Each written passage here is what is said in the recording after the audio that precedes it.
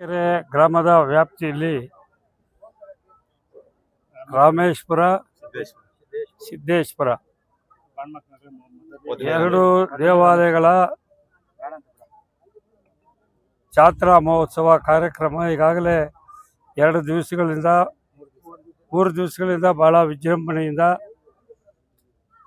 ಇವತ್ತು ಆಚರಣೆ ಮಾಡ್ತಾ ಇದ್ದಾರೆ. ಬಹಳ ಸಾವಿರಾರು ಜನರು, ಭಕ್ತ ಮಹಾಶಯರು ಈ ಕಾರ್ಯಕ್ರಮದಲ್ಲಿ ಭಾಗವಹಿಸಿ 3 ದಿನಗಳ ಕಾಲ ಈ ದೇವರುಗಳ ಅನುಗ್ರಹ ಮತ್ತು ಆಶೀರ್ವಾದ ಪಡೆದಿದ್ದಾರೆ. ಹಾಗೆ ಇವತ್ತು ಕಡೆ ದಿನನಾ, ಇವತ್ತು ಕೊಡುವಂಥ ದಿವಸ. ಇದು ಭಾಳ ಅನಾದಿ ಕಾಲದಿಂದ ಕೂಡ ಈ ನಮ್ಮ ಕುರುಬ ಸಮುದಾಯ ಮತ್ತು ಹಾಲು ಮತಸ್ಥರಿಗೆ 11 ವರ್ಷಕ್ಕೊಂದು ಸಾರಿ ಎಲ್ಲ ಸಮಾಜದವರು ಒಂದು ಕಡೆ ಸೇರಿ ಜಾತ್ರೆ ಮತ್ತು ಉತ್ಸವಗಳ ಮೂಲಕ ಆಚರಣೆ ಮಾಡ್ತಕ್ಕಂಥದ್ದು. ಇದು ಪಾರಂಪರಿಕವಾಗಿ ಭಾಳ ಅನಾಥ ಕಾಲದಿಂದಲೂ ಕೂಡ ಇದು ನಾವು ನಮ್ಮ ಹಿರಿಯರು, ನಮ್ಮ ತಂದೆ ಮುತ್ತಾತನ ಕಾಲದಿಂದ ಇದು ಆಚರಣೆ ಮಾಡ್ತಾ ಬಂದಿದ್ದಾರೆ. ಅದೇ ರೀತಿಯಾಗಿ ಈಗಿನ ಯುವ ಪೀಳಿಗೆಯವರು ಇವರು ಕೂಡ ಇದನ್ನು ಮುಂದುವರಿಸ್ಕೊಂಡು ಆಚರಣೆ ಮಾಡ್ತಾ ಅದನ್ನು ಬಂದಿದ್ದಾರೆ. ಇವತ್ತು ಇದಕ್ಕೆ ಕೂಡ ನಮಗೂ ಕೂಡ ಆಹ್ವಾನವನ್ನು ಕೊಟ್ಟಿದ್ದೇವೆ. 11 ವರ್ಷದಲ್ಲಿ ನಡೆದಾಗ ನಾವು ಈ ಜಾತ್ರೆಗೆ ಮಹೋತ್ಸವ ಬಂದಿದೆ. ನಾನು ಆವಾಗ ಶಾಸಕನೇನೋ ಆಗಿದ್ದೆ, ಅದಕ್ಕೆ ಮೊದಲು ಜಾತ್ರೆ ಮಹೋತ್ಸವ ಬಂದಿದ್ದೀನಿ, ದೇವಸ್ಥಾನ ಉದ್ಘಾಟನೆಗೆ. ಅದಕ್ಕೆ ನಾನು ಹೇಳ್ತೀನಿ, ದೇವರು ಎಲ್ಲ ಭಕ್ತ ಮಹಾಶಯರಿಗೂ, ದಾನಿಗಳು, ಮಹಾದಾನಿಗಳು, ಈ ದೇವರುಗಳ ಭಕ್ತರಿಗೆ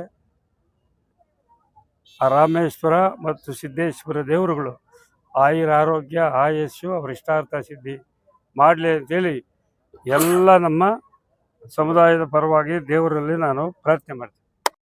10 ಜನಕ್ಕೆ ಅದ್ರ ನೀರು ಕುಡಿಸ್ರಿ, ದನ ಕರುಗಳು ಪಕ್ಷಿ ನೀರು ಕುಡಿಸಿ ಅದ್ರ ಪುಣ್ಯ ಕಟ್ಕೊಳ್ರಿ ಅಂತ ಒಂದು ಅಶ್ವತ್ಥ ಕಟ್ಟ ಕಟ್ಟಿ ಇವತ್ತು ಯಾವ ಊರಾಗನ ಒಂದು ಹೊಸದಾಗ ಒಂದು ಅಶ್ವತ್ಥ ಕಟ್ಟ ಕಟ್ತಾರ ಎಲ್ರಿ ನೋಡೋಣ.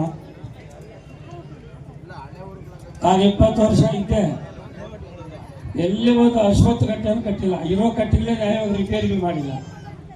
ಆ ಮರಗಳು ಬಿದ್ದೋಗಿದ್ರು ಕೂಡ ಅವಾಗೇ ಇರ್ತೇವೆ ಮರಗಳು. ಇವಾಗ ಸುಮ್ಮನೆ ಪೂಜೆ ಮಾಡ್ತಿರ್ರಿ ನಾವು. ನಾನು ಮಾಡ್ತೀನಿ, ಬೆಳಿಗ್ಗೆ ಇದ್ರೆ ದೇವ್ರ ಪೂಜೆ ಮಾಡ್ತೀನಿ. ಏನು ಪ್ರಯೋಜನ ಮಾಡಿ? ಇಲ್ಲಿ ಪೂಜೆ ಮಾಡ್ತಾ ಇರ್ತೀನಿ, ದೇವಸ್ಥಾನಕ್ಕೆ ಹೋಗಿರ್ತೀನಿ. ದೇವಸ್ಥಾನದ ಪೂಜೆ ರೇಟ್ ಅಲ್ಲೆಲ್ಲ ಏನಪ್ಪ ಅಲ್ಲಿ 2,000 ರೂಪಾಯಿ ಕೆಳಗೆ ಬಿಟ್ಟಿದ್ದೆ, ಬಾಕ್ಲಾಗ ಯಾವ ಎತ್ಕೊಂಡು ಹೋಗ್ಬಿಟ್ನಲ್ಲಪ್ಪ ಅಂತ ಮನ್ಸಿಗೆ ಬಂದ್ಬಿಡ್ತಿದ್ದೆ. ಅಲ್ಲಿ ಸೈಕಲ್ ಮೋಟರ್ ನಿಲ್ಸಿದ್ದೆ, ಯಾವನ್ ಎತ್ಕೊಂಡು ಹೋಗ್ಬಿಟ್ನಪ್ಪ. ಕಾರ್ ನಿಲ್ಸಿದ್ದೆ, ಯಾವನ್ ಎತ್ಕೊಂಡು ಹೋಗ್ಬಿಟ್ನಪ್ಪ.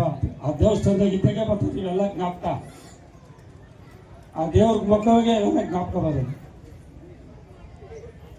ಹಾಗೆ ಇವತ್ತಿನ ನಮ್ಮ ತಂದೆ ತಾತನ ಕಾಲದಲ್ಲಿ ಏನು ಭಕ್ತಿ ಭಾವನೆ ದೇವರು ಅಂದರೆ ಇತ್ತು, ಇವತ್ತಾಗಿಲ್ಲ. ಇವತ್ತಿನ ಜನಗಳು ಬಹಳ ಕಡಿಮೆ ಆಗೈತೆ. ನಾನು ಇದು ಘಂಟಾಘೋಷವಾಗಿ ಹೇಳ್ತೀನಿ, ನನ್ನೂ ಸೇರಿಸಿ ಹೇಳ್ತೀನಿ, ನನಗೂ ಅಲ್ಲ. ಆ ಭಕ್ತಿ ಭಾವನೆ ಇಲ್ಲ, ಕಡಿಮೆ ಆಗಿಬಿಟ್ಟಿದೆ. ಏನೋ ದೇವಸ್ಥಾನಕ್ಕೆ ಹೋಗ್ಬೇಕು ಹೋಗ್ತೀವಿ, ದೇವ್ರಿಗೆ ಮುಗ್ಬೇಕು ಹೋಗ್ತೀವಿ ಅಷ್ಟರಲ್ಲಿ ಈ ದೇವ್ರನ್ನ ಮೊದಲು ಸರಿಯಾಗಿ ಇಟ್ಕೊಳ್ಬೇಕು. ಯಾವ ದೇವರು? ಇಲ್ಲಿ ಒಬ್ಬ ದೇವರವನೇ, ಇದೇ ದೇವರು, ಮುಖ್ಯವಾದ ದೇವರು. ಈ ದೇವರು ಸರಿಯಾಗಿ ಮಾಡ್ಕೊಂಡು ಆ ದೇವ್ರಿಗೆ ಮುಗಿಬೇಕು.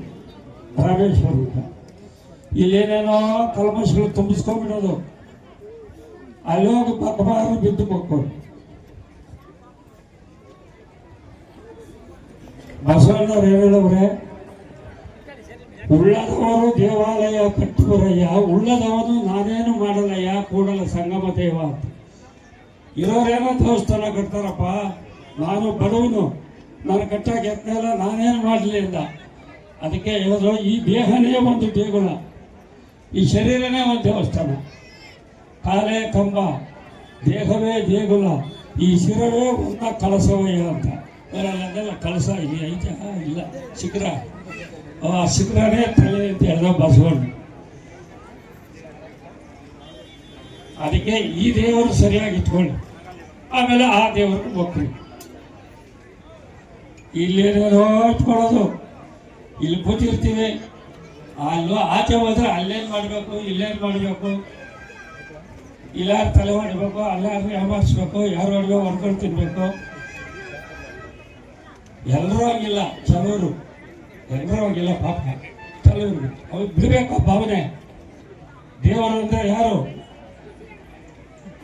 ನಾವು ನಡ್ಕೊಳ್ಳೋದೇ ದೇವರು. ಧರ್ಮ, ಸತ್ಯ, ನ್ಯಾಯ, ಧರ್ಮವಾಗಿ ನಡೆಯೋದು ಅದೇ ನ್ಯಾಯ, ಅದೇ ಧರ್ಮ.